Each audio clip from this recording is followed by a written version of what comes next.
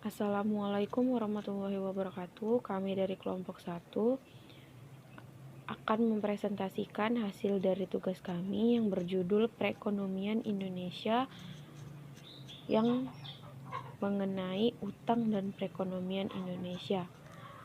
Nah, di sini kami terdiri dari 7 orang. Yang pertama Abdul Khalik Fadjawani, Amalia Soliha, Desi Putriani, Dodi Sumana, Evi Agustina, Febriani Natarimanik, dan Ismania.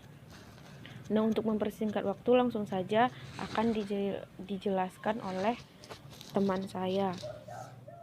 Assalamualaikum warahmatullahi wabarakatuh.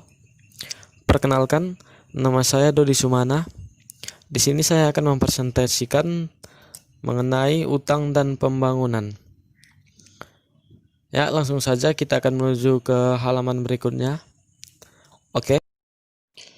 Utang luar negeri atau sebuah pinjaman luar negeri adalah semua pinjaman yang menimbulkan kewajiban membayar kembali terhadap pihak luar negeri dalam valuta asing ataupun rupiah. Seiring dengan perkembangan global, termasuk dalam bidang finansial, arus modal asing semakin leluasa keluar masuk suatu negara. Pada banyak negara yang sedang berkembang, modal asing seolah-olah akan menjadi salah satu modal pembangunan yang diandalkan.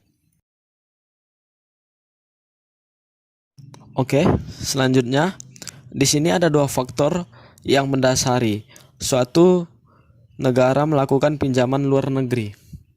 Yang pertama yaitu kurangnya tabungan dalam negeri, saving investment gap. Kekurangan tabungan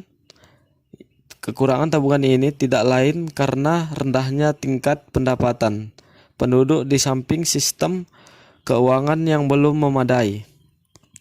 Yang kedua yaitu kurangnya kemampuan untuk menghasilkan devisa.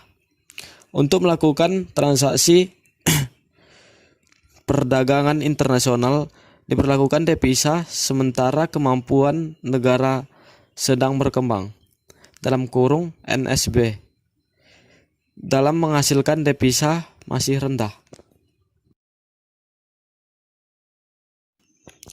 Ada 3 solusi krisis utang. Yang pertama, melaksanakan pembangunan dengan sebagian dananya berasal dari utang luar negeri. Meskipun kebijakan ini akan memperpanjang masa krisis selama investasi yang ditanamkan belum memberikan hasil. Yang kedua, mengubah sistem keuangan internasional yang memungkinkan bagi NSB untuk lebih mengontrol negara industri dan bank-bank swasta. Yang terakhir, kombinasi dari keduanya, di mana institusi internasional dalam membiayai pembangunan di NSB. Di sisi lain, bank-bank swasta juga diberikan wewenang. Warahmatullahi wabarakatuh. Saya Amalia Soliha akan menjelaskan tentang resiko pembangunan dengan cara berhutang dalam mata uang asing. Yang pertama, utang luar negeri dalam mata uang asing. Utang luar negeri secara historis hanya dalam beberapa mata uang utama seperti dolar Amerika Serikat, yen Jepang, pound sterling Inggris atau mark Jerman. Selanjutnya, liabilitas mata uang asing sering dianggap sebagai kelemahan keuangan di pasar negara berkembang. Dipercaya secara luas bahwa hutang-hutang ini memperburuk keparahan krisis Tequila Meksiko pada tahun 1994. Yang selanjutnya, akibatnya eksposur hutang yang tidak dilindungi nilai atas hutang dalam mata uang asing secara substansial telah berkurang. Sebaliknya, pemerintah peminjam cenderung menerbitkan utang dalam mata uang lokal di pasar internasional.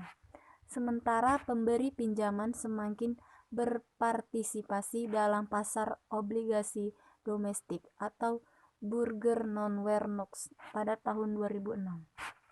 Yang selanjutnya, Kebijakan nilai tukar sangat penting untuk mengelola hutang-hutang ini. Pasak lunak membawa jaminan implisit untuk stabilitas nilai tukar, dapat menyebabkan rasa puas diri dan pinjaman berlebihan dalam mata uang asing. Selanjutnya, untuk jangka pendek, utang luar negeri akan sangat membantu pemerintah Indonesia untuk menutupi defisit APBN sebagai akibat dari pengeluaran rutin dan biaya pembangunan yang besar. Dalam krisis moneter, hutang luar negeri Indonesia, termasuk utang luar negeri pemerintah, meningkat pesat dalam ukuran rupiah.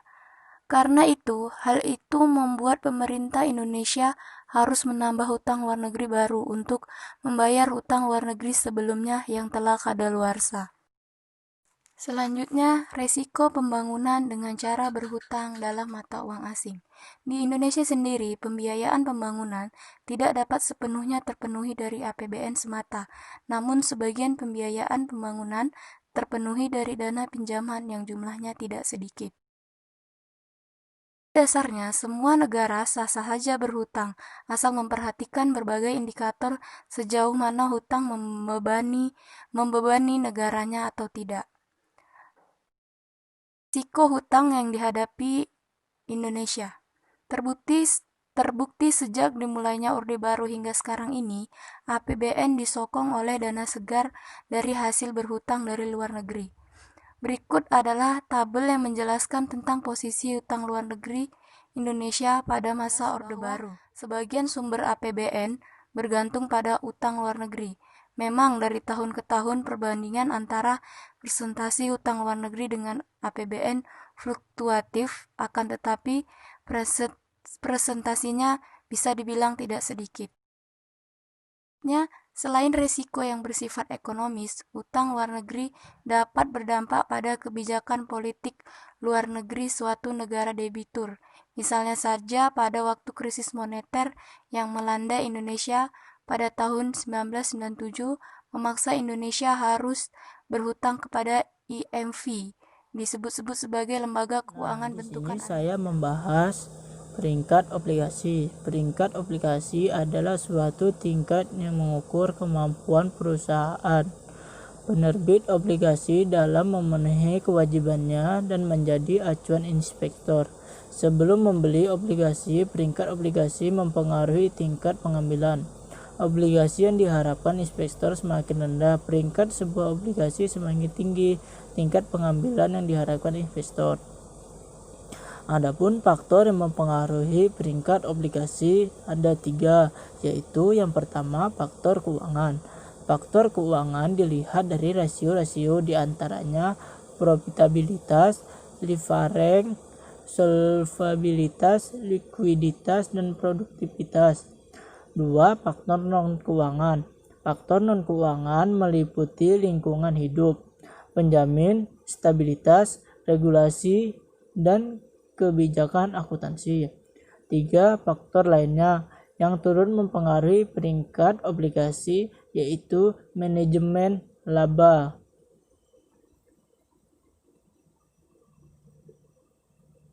Nah, selanjutnya lagi di sini manfaat yang akan didapatkan oleh emiten. Informasi posisi bisnis. Pihak perusahaan dapat mengetahui posisi bisnis dan kinerja usahanya dibandingkan dengan perusahaan sejenis lainnya. Menentukan struktur obligasi. Perusahaan dapat menentukan beberapa syarat atau struktur obligasi serta berbagai struktur pendukung lainnya. Mendukung kinerja apabila emiten mendapatkan peringkat yang cukup bagus, maka kewajiban menyediakan sinking fund atau jaminan kredit bisa dijadikan pilihan alternatif. Alat pemasaran peringkat obligasi yang baik terlihat lebih menarik sehingga dapat membantu pemasaran obligasi tersebut. Menjaga kepercayaan investor. Peringkat obligasi yang independen akan membuat investor merasa lebih aman sehingga kepercayaan bisa lebih terjaga.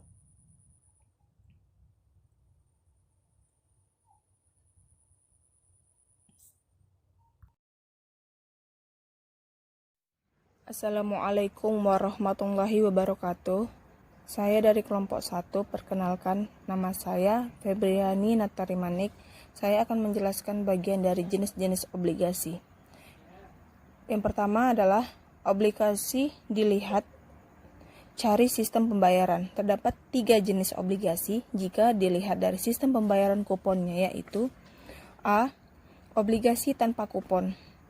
Dengan sistem ini, tidak dilakukan pembayaran bunga atau kupon secara periodik, akan tetapi bunga atau kupon dan pokok utang dibayar sekaligus pada saat jatuh tempo. B. Obligasi kupon tetap. Pada obligasi dengan sistem pembayaran kupon tetap, tingkat bunga atau kupon telah ditetapkan sebelum masa penawaran di pasar perdana dan pembayarannya dilakukan secara periodik. C. Obligasi kupon variabel. Pada sistem ini, tingkat bunga atau kupon ditentukan secara jangka waktu tertentu berdasarkan acuan tertentu. Contohnya seperti tingkat suku bunga perbankan.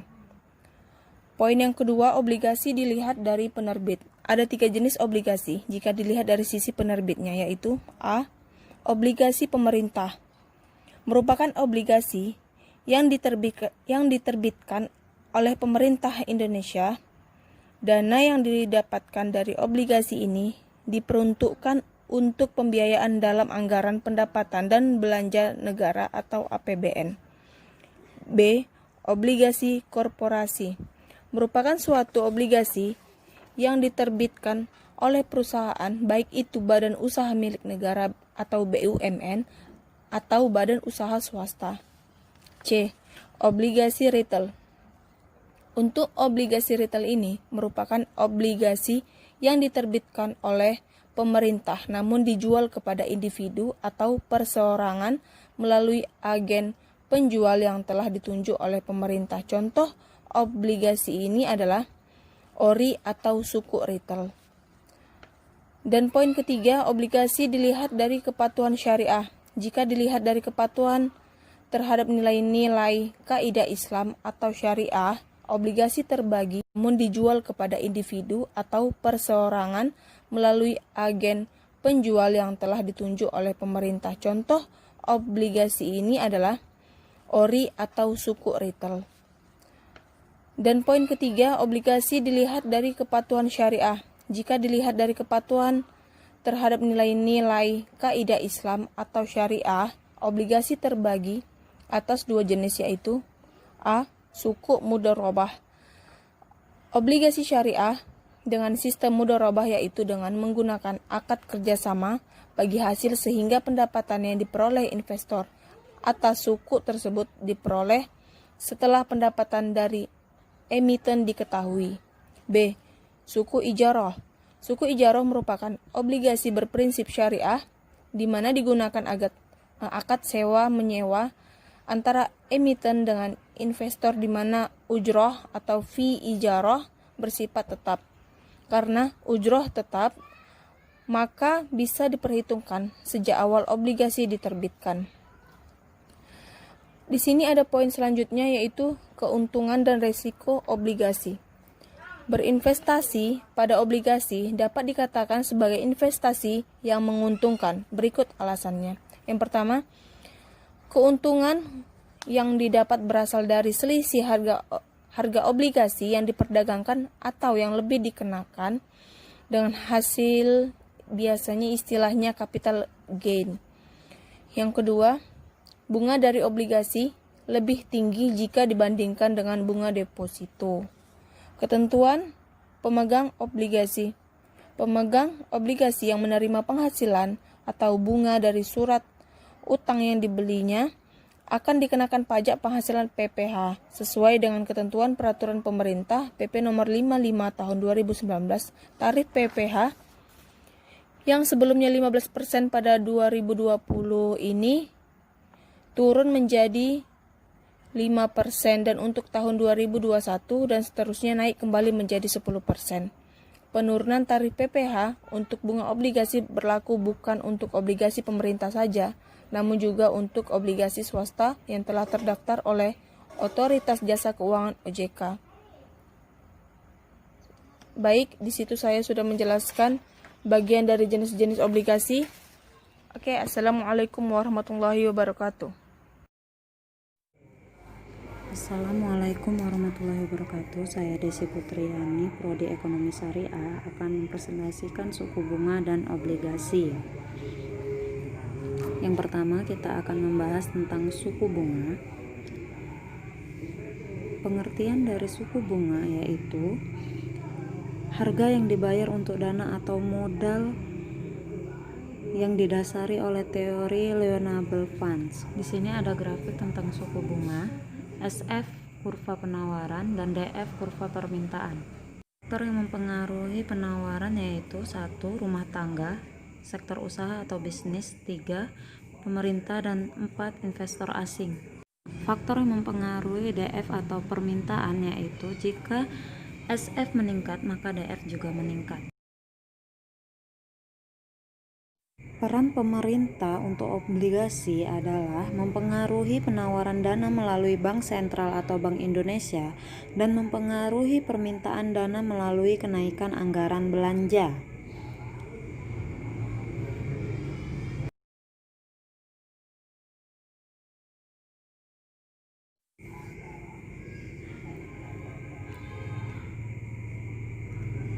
Suku bunga acuan. Konsep suku bunga adalah suku bunga sederhana dan suku bunga majemuk. Kemudian kita masuk obligasi.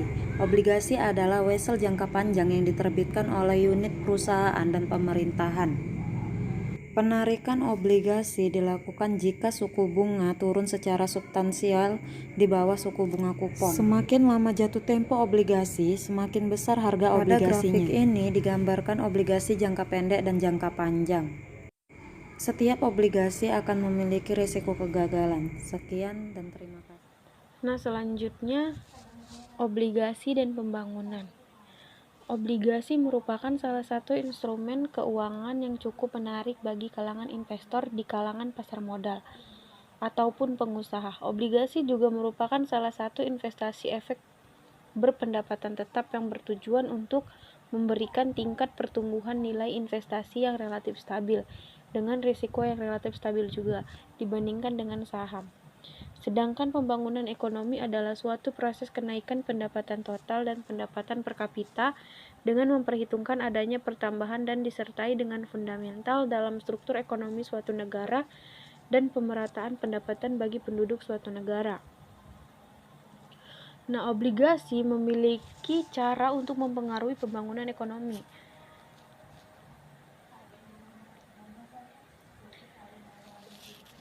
Yaitu pertumbuhan ekonomi suatu negara merupakan sebuah indikator utama yang dapat mempengaruhi kemajuan perekonomian negara tersebut.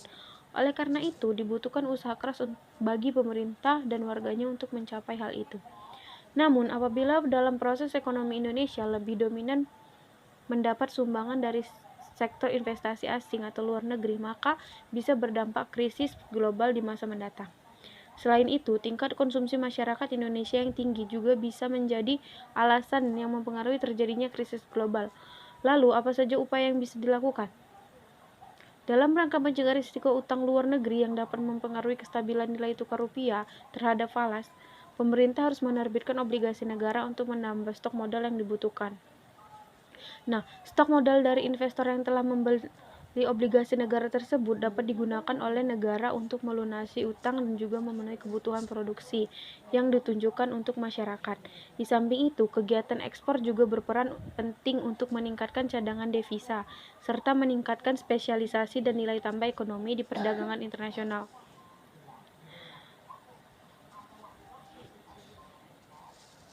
Kemudian, pengaruh obligasi terhadap pembangunan ekonomi di Indonesia. Pertumbuhan ekonomi suatu negara merupakan sebuah indikator utama yang dapat mempengaruhi kemajuan perekonomian negara tersebut, baik obligasi korporasi maupun obligasi negara. Keduanya sama-sama membawa pengaruh signifikan bagi pembangunan ekonomi Indonesia. Yang pertama, obligasi korporasi, yaitu berupa surat utang yang diterbitkan oleh korporasi Indonesia, baik BUMN maupun korporasi lainnya. Yang kedua, obligasi pemerintah atau negara, yaitu suatu obligasi yang diterbitkan oleh pemerintah suatu negara dalam dominasi mata uang negara tersebut.